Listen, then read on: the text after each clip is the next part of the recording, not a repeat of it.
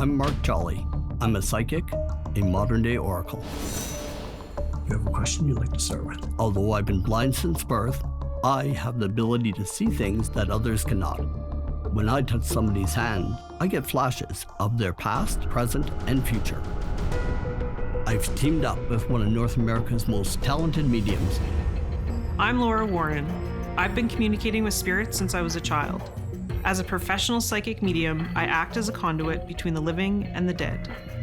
Laura and I are on the road, putting our psychic skills to the test, investigating paranormal mysteries in some of the oldest places in North America. While we tap into our psychic ability to solve the case, outside experts use logic and science in effort to debunk the supernatural. It's a dead zone. I did not find anything that could be interpreted as ghosts. In the end, it's up to you to decide, is this place haunted or not? Sightseeing.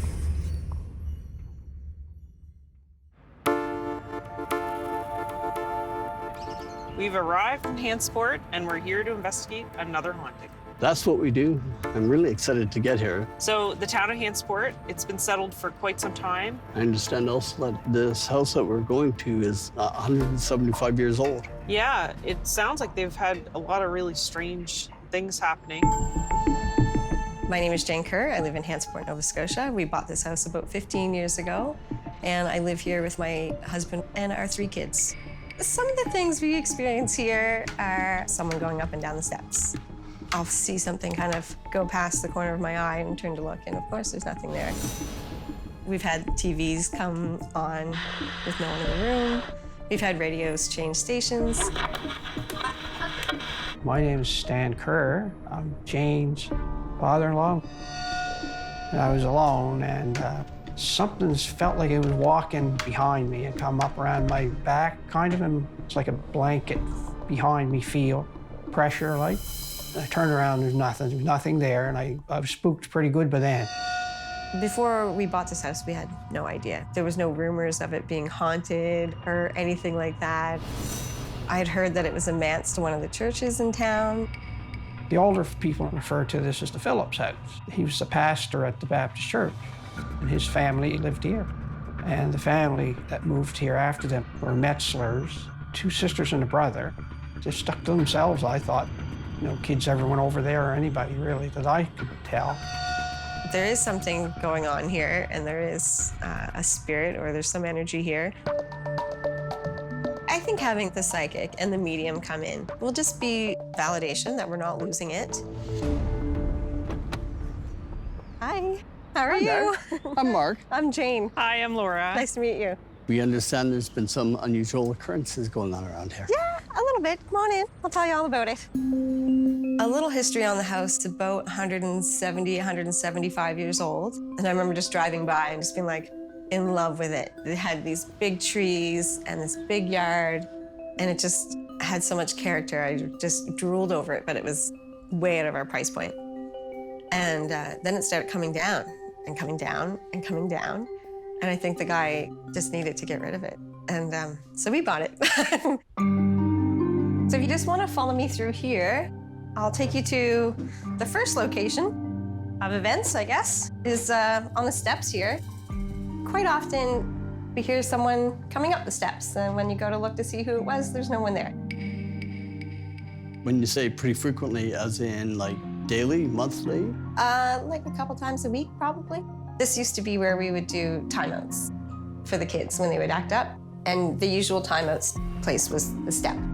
And that was all right. My 2 older ones, I mean, nobody liked being put in timeout, but my youngest one was adamant that she could not do that here. My youngest was terrified. If she had a timeout and I thought about putting her on the bottom step, it would just escalate the situation like crazy. So we had her timeout space was in the kitchen where she could see us, because she couldn't sit in that stairway by herself. Yeah, usually younger kids, they do feel a lot of spirit activity, so maybe she's just feeling like this is not a good place to sit because there's spirit walking by. So you're saying that there's other spots that there was some activity? My room. Ah, Come all on right. up, I'll show you. The other place where some things have happened is in this room. When we were repainting this room, the person we had come and help, he was up here painting and had the radio on. He'd be up on the ladder and the radio would switch. And then it switched again. So are you saying that the radio fades in and out, or the dial actually moved? The dial actually moves, like the needle actually moved down the line. In this house in particular, I just get the feeling like if you're going to change anything, you might run into some issues. It's almost like you feel like you're jinxed sometimes every time you start a project, that something is going to go wrong. Is there any other rooms that you need to show us? Yeah, sure, follow me. In here in the TV room, we've had incidences of the TV turning on by itself. And I'd hear the TV come on. And I'd think, like, I didn't leave the TV on. I'm sure I would have heard it. Being the only person in the house, you hear every noise. But, and it would always be like Mass for shut-ins or some church channel. I was just thinking, oh, well, maybe I had left the TV on, so I turned it off. And then, like, the next week, it happened again. And it was the same channel on the same religious, service thing. And I was just like out loud in here to myself, like, all right, I will go to church. I don't usually go to church. So I called my husband's grandmother and just asked if I could just tag along with her to the church down the road. And then after I'd gone to the church, it stopped happening. Right. I guess you answered somebody's prayers. I guess, I don't know. I had heard the house is the home of the minister or pastor of a church. They would have canceled people here. They might have had services here or the wake maybe to a funeral or something. I'm not entirely sure. We've also had, in my son's room, doors opening by themselves, which he kind of was pretty uncomfortable with. He didn't like that. The door had opened that would lead up to the attic, and he got up and shut the door, and he shut it tight, thinking that maybe it was a draft that had blown it open. And then when he had sat back down to his video games, it opened up again. So he came downstairs and was like, Mom, the ghosts are walking through my room again. So I just went up and kind of to humor him, I'm like, okay, it's a private room. Take the kitchen entrance if you don't mind. This is his space. And when we came downstairs, the kitchen door was open. And it's one of those old-fashioned latch, so you'd have to pick it up for it to open. And the fact that it's happening to more than one person, that's what interests me, because that to me is like a true haunting when it's happening to multiple people in the home. Laura and I are investigating paranormal activity at a Victorian house in Hansport, Nova Scotia. For clues on who or what is wreaking havoc here, I need to do a reading with a homeowner. When I perform psychic readings, I'm more excited about what I'm doing for that person and how I'm able to provide the answers that they've been looking for, often for a lifetime. So Jane, here we are. Here we are. Been very interested to see what your hands have to show me. Okay.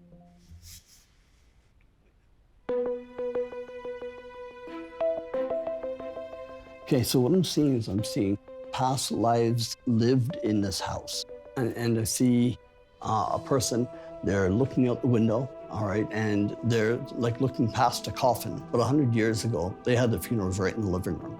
And again, it is the sorrow from the female that I see, okay?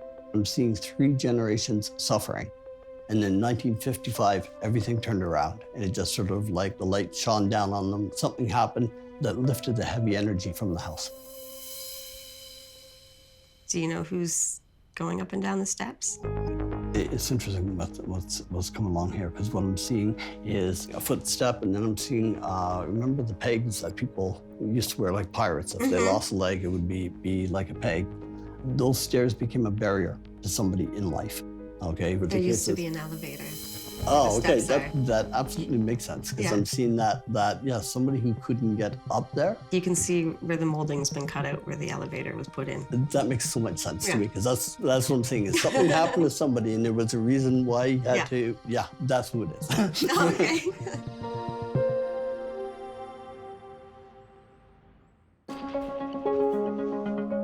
I've teamed back up with Laura for further investigation.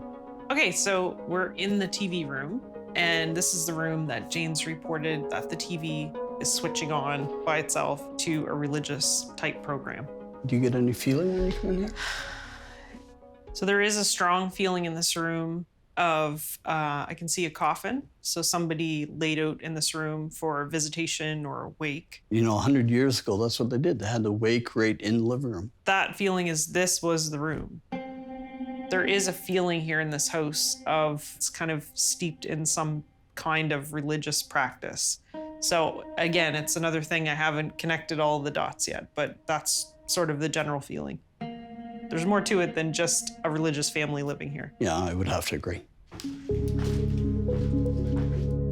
So here we are in the bedroom. This is where a lot of that oppressive feeling is. I felt that as soon as I came into this room, it felt like the walls were closing in for some reason. Yeah, it feels like tight in here, like I can't move around very much. And it's not because of the size of the room. There is a female energy that I've picked up on that is very stern. And she stands by the doors like with her arms crossed, as if to say like, you can't come in here, or you're not supposed to be in here. I'm gonna have to visit some of the other rooms because I feel like this is only part of what I'm supposed to know and pick up on.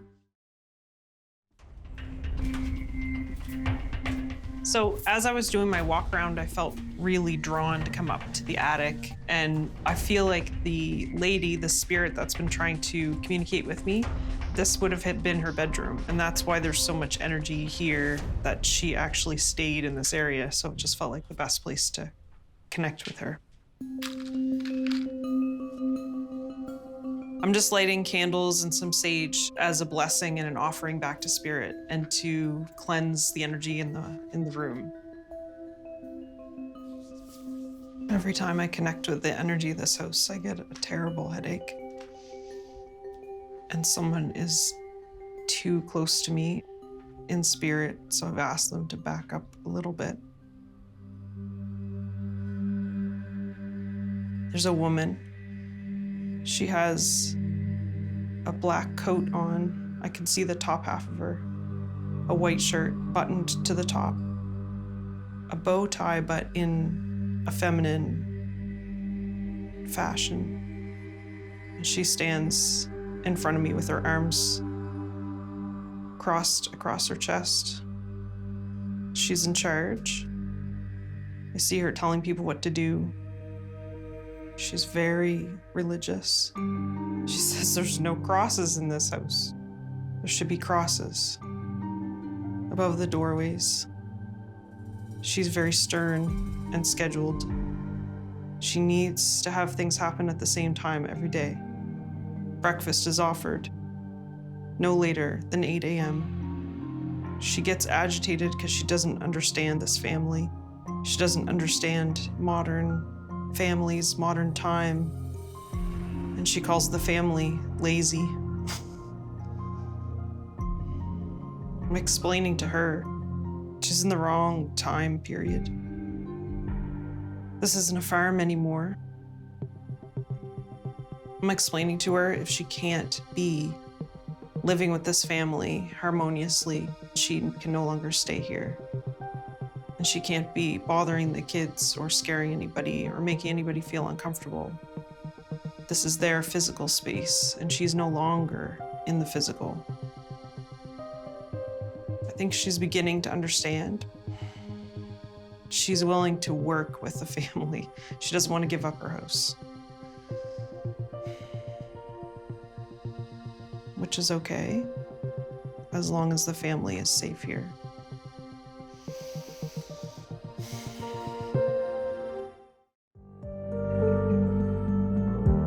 As Laura and I scour every inch of this heritage home in search of spirit entities, another investigator arrives. I'm Daryl Walsh. I'm a paranormal analyst. Most hauntings, it's a combination of many things. This case seems to be focused on the electronics. What's going on with these electronics that are turning themselves on and off or changing channels by themselves and things like that. Oh, here we have the TV room with the famous one that goes on and off. Let's just check out the electrical fields. With the TV, it was very simple. There was a frayed wire leading down from the stereo. It just was a short. That simple as that. It went on and went off. It's a wonder it hasn't happened a lot. This house, maybe unassuming from the outside, is quite grand in the inside. With creaky stairs, the stairs are old. So barometric pressure changes or moisture changes or just the fact heating and cooling of the house could make these stairs sound like somebody's walking up them, especially with a little imagination. The story with this radio was that a worker reported to the homeowner the dial was moving the needle and it was changing station to station. Now, I'm just kind of wondering if perhaps the workman was playing a little joke maybe on the homeowner. I'm mystified with this one. I just can't see how short of human intervention that could have happened. So I looked into everything that's supposed to be happening here. There was nothing here that I couldn't explain. On a scale of 1 to 10, I have to give it actually a 0. It's just not haunted. There's nothing supernatural here. There's just an old house doing what old houses do. Everything can be explained. As one expert heads off, another joins the investigation. My name is Rick Sr., and I'm a professional home inspector. Today I'm here in Hansport, Nova Scotia. I'm here to inspect this 180-year-old home to investigate some of the odd happenings. There have been talk of TV and radios that are coming on all by herself. So here's the old fuse panel. This could be a loose fuse, but that would really be a reach.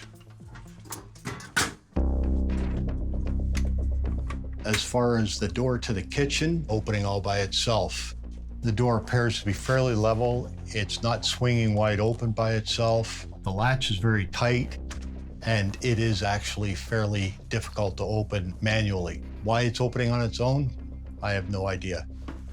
The door going to the second floor, opening all by itself, does not latch properly, and the slightest bit of movement can make it open all by itself. So here we are on the 3rd floor of the building. You see there's an open window here.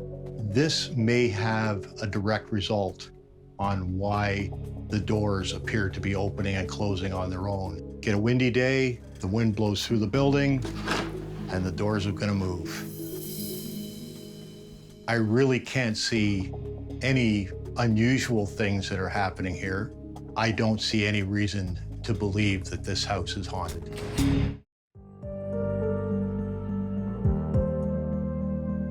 So Jane, I'd like to thank you once again for inviting Laura and I to come and conduct our investigation. If you're going to live in a house that's been around for 175 years, yeah, there's probably going to be some ghosts that it comes with. As I was doing my walkthrough, I was very drawn to your attic. It's the one place I like to avoid, but go on. Once I was there, I did see why you like to avoid it. The energy is pretty strong, and I think it's because it was the bedroom of the lady that I connected with here. The first day I was here, she showed me an image of what she looked like. She had a black jacket or something over the white shirt and also a black bow tie. And she was standing there with her arms crossed across her chest with a stern look on her face. Like, what are you doing here? Why are you here? I didn't bring it up earlier because I kind of felt like I was crazy and I didn't want to embarrass myself, but I'm pretty sure I have seen her. Okay. And I was just wondering if she knows that I have seen her. Well, I know she's aware of you. The mass for shut-ins coming on the television and all that feeling, that the desire you had, like, maybe I should go to church. Like, I feel like that was really her trying to push, the values, like trying to bring out those religious values again within your household. And I explained to her that that may not be your belief system at all.